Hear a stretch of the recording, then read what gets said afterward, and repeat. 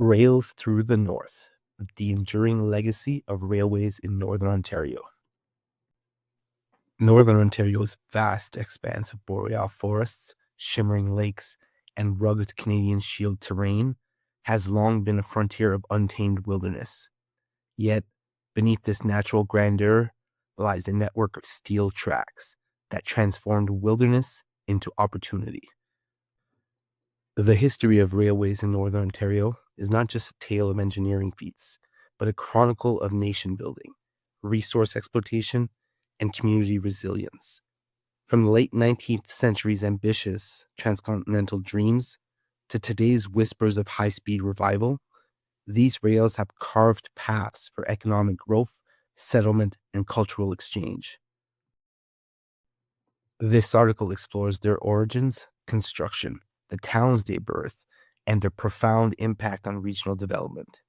It also delves into the builders, current stewards, and the promise of upgrades that could propel Northern Ontario into a sustainable future. The story of Northern Ontario's railways begins in the fires of Canadian Confederation. In 1867, the newly formed Dominion of Canada promised a transcontinental railway to bind its provinces, from the Maritimes to the Pacific. This was no mere transportation project. It was a strategic imperative. The promise lured British Columbia into the fold in 1871, but the real catalyst was economic ambition. To counter American expansionism, exploit untapped resources like timber, minerals, and fur, and foster settlement in the lowly populated North. Prime Minister Sir John A. Macdonald envisioned rails as the road of confederation, a lifeline to unify a young nation and compete in global trade. Construction was tough, especially in Northern Ontario, where the Canadian Shield's granite outcrops, swamps, and dense forests defied easy passage. The Canadian Pacific Railway, chartered in 1881, tackled the most iconic stretch. Workers over 15,000 at peak, including Chinese laborers facing perilous conditions, blasted tunnels, bridged ravines, and laid tracks at a grueling pace.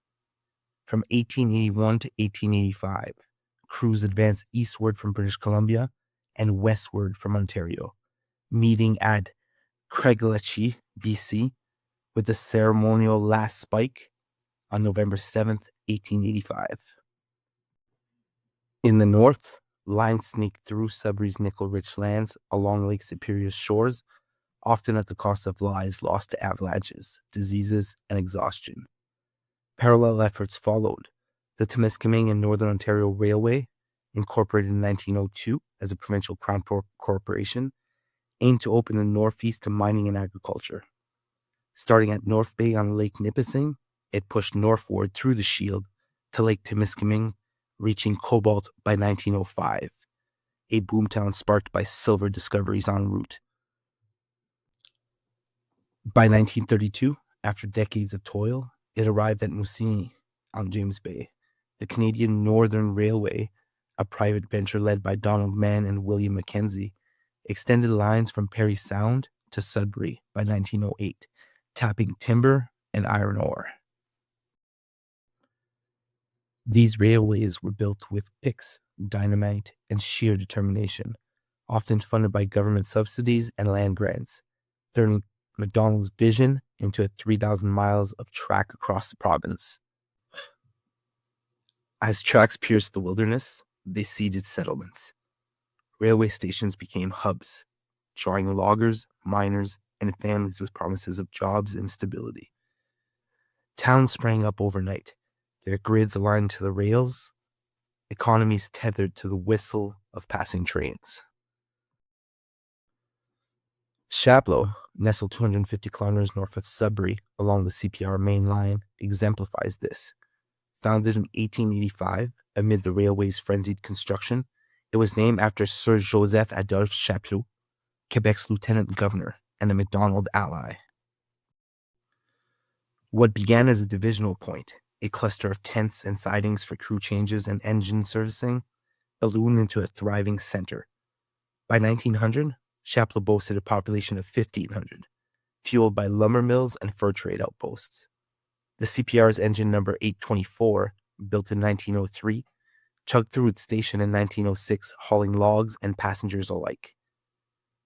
Today, with 1,800 residents, Chapleau remains a gateway to the Chapleau Crown Game Preserve. Its heritage railway station, a testament to rail's role in taming the bush. Other towns followed suit. Cobalt, born from Tienot's silver strikes in 1903, exploded into a silver city of 20,000 by 1911, its fortunes riding ore cars south. Timmins, along the same line, emerged in 1912 as a gold rush hub, while Cochrane, reached in 1908, anchored the north with its rail yards. These flag stops evolved into vibrant communities, their identities forged by the rhythm of freight and passenger trains. The railways were Northern Ontario's economic engine, accelerating development in ways roads and rivers never could. Before the tracks, the region was a fur trade patchwork, accessible only by canoe or dog sled. Rails slashed travel times. Toronto to Sudbury dropped from weeks to days, unleashing booms in mining and forestry. The TNO alone facilitated the Abitibi Canyon Generating Station's construction in the 1930s, powering industries that employed thousands. Socially, rails knit communities. Passenger services like the Northlander connected remote Indigenous villages to urban centers, enabling access to education, healthcare, and markets. They spurred immigration. Europeans flocked to the farm-cleared lands and fostered tourism, with scenic routes drawing adventurers to lakes and lodges. Yet, this progress came at a cost. Indigenous lands were surrendered via numbered treaties, often under duress, to clear rights of way. Environmentally, logging and mining scarred the landscape, though rails offered a greener freight alternative to trucks. By the mid-20th century, railways had tripled Northern Ontario's population and GDP, turning a frontier into a resource powerhouse. As one historian notes, the railway unified the Western Territories, paving the way for the country's future development. Who laid the iron? The CPR was the brainchild of MacDonald, executed by engineer Sanford Fleming and tycoon George Stephen, with Chinese and European laborers doing the heavy lifting. The TNO was a provincial initiative, overseen by the Timiskaming and Northern Ontario Railway Commission, blending government vision with private contractors. The CNOR's Mann and Mackenzie drove competitive expansions, often clashing with rivals like the Grand Trunk Railway. Financial woes reshaped ownership. Post-World War I, bankruptcies led to nationalization. In 1923, the federal government merged the CNOR, GTR, and others into Canadian National Railway, a crown corporation, which was then privatized in 1995. The CPR endured as a private entity, now Canadian Pacific Kansas City.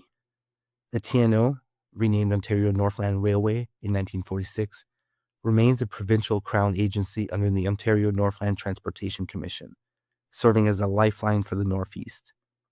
Today, CN and CPKC dominate freight, while ONR handles regional passenger and cargo, interchanging with CN at key junctions like Cochrane. Northern Ontario's rails, though storied, show age. Aging ties, slow speeds, and gaps in service hinder potential. Yet, upgrades promise renewal. The province's $100 million investment in Northlander revival, slated for 2027, exemplifies this. New Siemens Ventures train set, modern bidirectional Wi-Fi equipped, will link Toronto to Timmins via 16 stops, running 4 to 7 days weekly with seasonal flexibility. The $5.7 million North Bay Rail bypass, completed in 2025, shaves 15 minutes off trips, dodging urban congestion for smoother freight and passenger flow. Electrification and track hardening could cut emissions by 50%, hauling ring-fire Kru Mike sustainably. Enhance safety and stations, boosts accessibility for remote and indigenous communities. Economically, it could add $1 billion in GDP through tourism. Rail fans and eco-travelers drawn to boreal vistas and mining logistics, creating 1,000 plus jobs. Passenger rail reduces highway strain, eases fuel costs for northerners, and integrates with buses for a multimodal web. As Ontario Northland CEO Chad Evan notes, these upgrades make rails future ready, turning historical veins of steel into arteries of prosperity. From McDonald's spike to tomorrow's electric hum, Northern Ontario's railways embody resilience, a thread weaving wilderness into wealth.